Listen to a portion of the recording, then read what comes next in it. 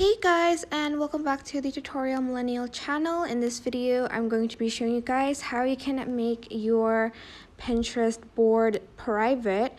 So to do that, you are just going to go to your profile and select the board you want to make private. For instance, you want to make this bedroom sort of board private.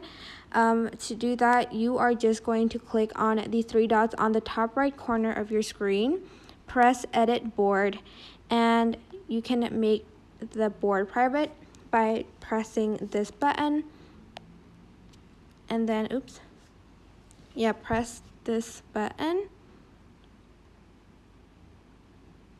Okay, there. Only you and collaborators will see this board. So that's it. Don't forget to press save. And then as you can see, there is a secret board sort of writing under your profile picture on Pinterest, and that means your board is now private.